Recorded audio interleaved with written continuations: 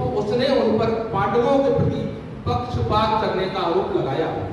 हालांकि आप भगवान हैं, आप इतने पक्षपाती कैसे हो सकते हैं?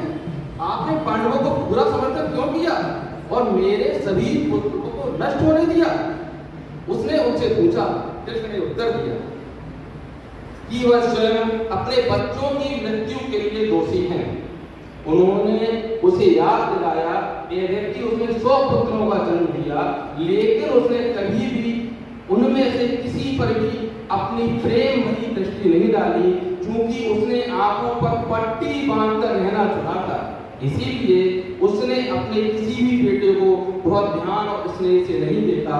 ऐसे पापी कैसे फल भूल सकते हैं जो अपनी माँ की प्रेम भरी नजर का आनंद भी नहीं ले सकते? उन्होंने उससे पूछा। ऊर्जा, भौतिक समृद्धि और सांसारिक ज्ञान के लिए दुर्गा, लक्ष्मी और सरस्वती को प्रसन्न करने की कोई आवश्यकता नहीं है।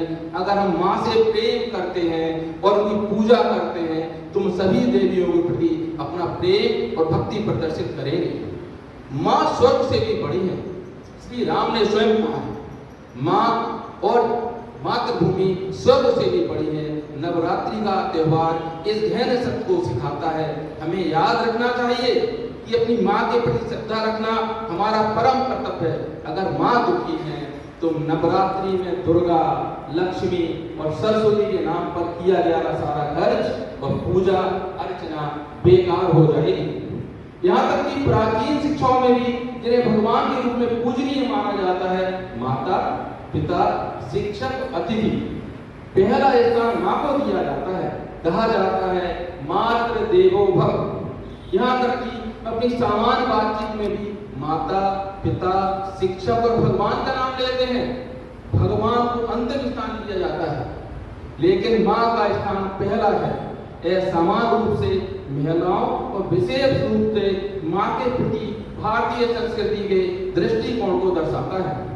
माँ ही है जो बच्चों को अपने हाथ से काम पर चलना सिखाती है। माँ ही है जो बच्चों को खाना खिलाती है और खाना सिखाती है। माँ ही है जो बच्चों को सार्थक दुनिया निकालना और बोलना सिखाती है। इस प्रकार माँ ही सबसे बड़ी शिक्षिका होती है। वेमना ने कहा कि जो बेटा अपने माता पिता की परवाह नहीं करता, वह चींटियों के पैदा होने और मरने वाले तीनों से बेहतर नहीं है। हमें अपने माता पिता को ईश्वर और पार्वती के समान मानना चाहिए, उनकी सच्चे मन से सेवा करना चाहिए। अगर हम उन्हें खुश नहीं कर सकते तो हम भगवान को कैसे खुश कर पाएंगे? लव और उसकी कहानी पर गौर करें। सीता ने उन्हें ऋषि वाल्मीकि के आश्रम में जन्म दिया। उन्हें वाल्मीकि ने ज्ञान की विभिन्न शाखाएं सिखाई। सीता जी ने उन्हें कई शिक्षाएं भी दी, उन्हें कई कौशल भी सिखाए। जब श्री राम स्वयं उनसे युद्ध करने आए तो क्या हुआ? लव और कुश ने अपनी माँ को बहुत श्रद्धा से याद किया और उन पर बाण चलाया। बाण लगने पर राम बेहोश हो गए। माँ के आशीर्वाद की शक्ति ऐसी ही होती है। जय साईं।